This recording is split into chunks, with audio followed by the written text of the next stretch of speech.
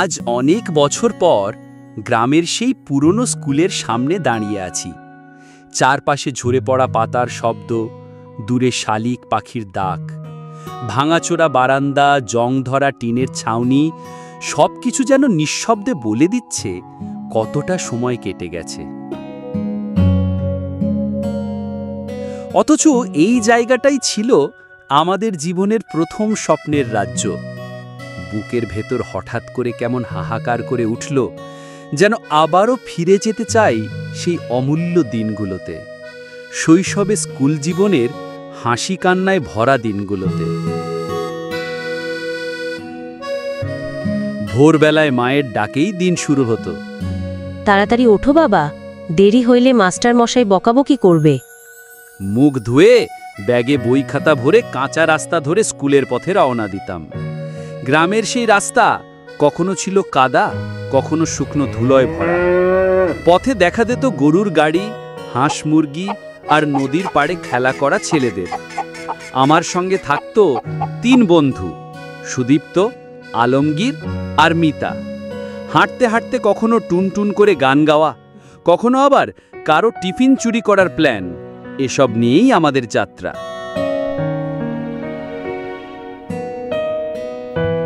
School ঘরটা ছিল টিনের ছাউনি দেওয়া বাঁশের বেড়ার সাধারণ একটা ভবন।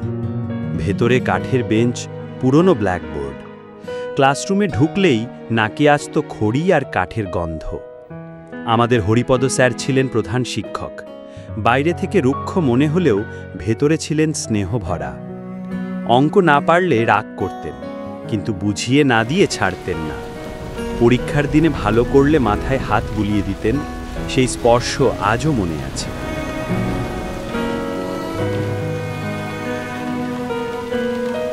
বর্ষার দিনে ভিজে ভিজে স্কুলে পৌঁছানো ছিল একরকম দুঃসাহসিক অভিযান। কাদায় জুতো আটকে যাওয়া, ক্লাসে বসে কাঁপতে কাঁপতে পড়া, এসব যেন আজও চোখে ভাসে। তখন টিফিন বেল ছিল আমাদের সবচেয়ে প্রিয় মুহূর্ত। কারোর টিফিনে গরম ভাত, আলু ভর্তা, কারোর আবার বাটার বন। বাইরে থেকে দারোয়ান মামা ঝালমুড়ি এনে দিত গোপনে। কখনো ফুচকার দোকান থেকে কয়েকজন মিলে খেয়ে আসতাম, যদিও বাইরে যাওয়া নিষেধ ছিল। গরমকালে মালাই আইসক্রিমের ঠেলাগাড়ি এলেই পকেটে রাখা 2 টাকার কয়েন ঝমঝম করে বাজত। আইসক্রিম মুখে দিলে পুরো পৃথিবী ঠান্ডা হয়ে যেত।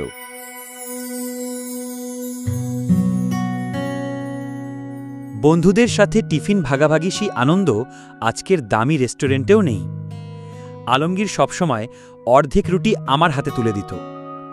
মিতার বানানো আচার পুরো ক্লাসে ভাগ হতো।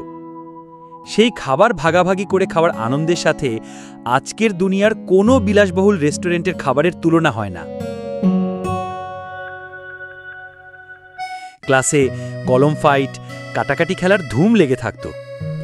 এক একজন ব্যাগে 5-6টা কলম নিয়ে আসত, যেন পুরো যুদ্ধের জন্য প্রস্তুত। কলম ভাঙলে কান্না পেত।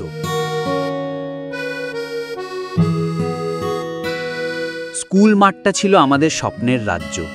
বড় বড় আম গাছ, কাঁঠাল গাছ ছায়া দিয়ে দাঁড়িয়ে থাকত। দুপুরে ছুটি হলে আমরা ছুটে যেতাম সেই মাঠে। গরমে ঘেমে একাকার হয়ে যেতাম। তবুও লুকোচুরি, গোল্লাছুট, দাড়িয়াবান্ধা, এসব খেলার আনন্দ কখনো কমেনি। মাঝে মাঝে হঠাৎ গ্রামের কোনো মেলা এসে পড়ত। তখন সেই মাঠ ভরে যেত দোকানে। ক্লাসে বসে জানলা দিয়ে উকি দিতাম, মন পড়াশোনায় থাকত না।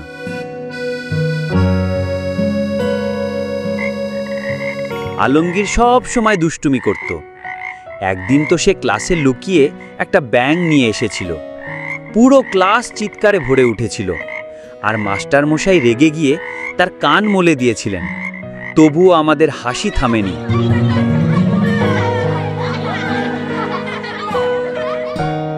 পরীক্ষার সময় স্কুলের আঙিনা হঠাৎ অন্য রূপ নিত। সবাই মুখ গুজে পড়াশোনা করত। খাতা কলমের খসখস শব্দ শোনা যেত। পরীক্ষার পরে ফলাফল বেরোনোর দিন ছিল সবচেয়ে উত্তেজনাপূর্ণ। নাম ডাকা হতো। আমরা বুক ধুকপুক করে দাঁড়িয়ে থাকতাম। যখন নিজের নামটা শোনা যেত ভালো রেজাল্টের মধ্যে, বুকের ভেতর আনন্দের ঢেউ বয়ে যেত। সেদিনের সেই আনন্দ, সেই গর্ব আজও জীবনের সবচেয়ে বড় প্রাপ্তি মনে হয়।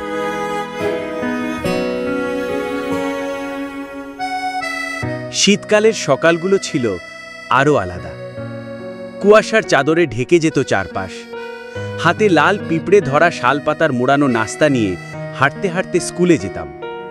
ঠান্ডায় কাঁপতে কাঁপতে গাইতাম, আমার সোনার বাংলা আমি তোমায় ভালোবাসি। স্যারদের চোখ চকচক করত গর্বে।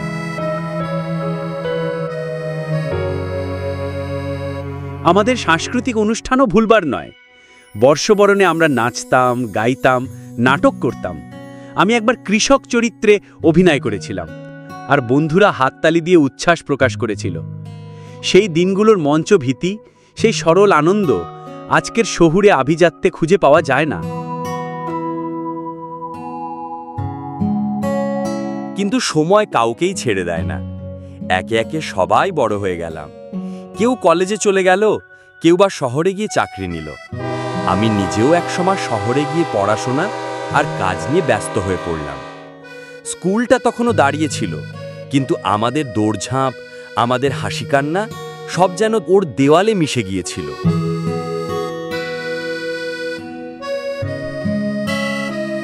আজ যখন ফিরে এসে স্কুলের মাঠে দাঁড়াই, হাওয়ার ঝাপটায় মনে হয় কানে ভেসে আসে সেই পুরনো হাসির শব্দ। আম গাছের নিচে দাঁড়ালে মনে হয় বন্ধুরা আবার দৌড়ে আসবে। ক্লাসরুমে ঢুকলে মনে হয় হরিপদ স্যার হেসে বলবেন, ভালো করে পড়াশোনা করছিস তো? চোখের পাতা বন্ধ করলেই দেখি আলমগীরের দুষ্টু মুখ, মিতার টিফিনে রাখা আচার।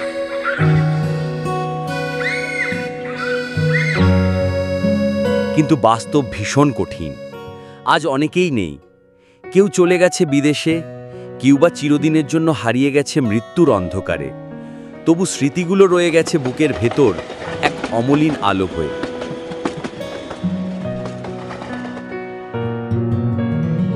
শৈশবের সেই স্কুলের দিনগুলো আমাকে শিখিয়েছিল কিভাবে ভাগাভাগি করতে হয়, কেমন করে ছোট ছোট জিনিসে সুখ খুঁজে নিতে হয়। আজকের জীবনের হাজারো অর্জনও সেই টিফিন ভাগাভাগির আনন্দকে ছাপিয়ে যেতে পারেনি।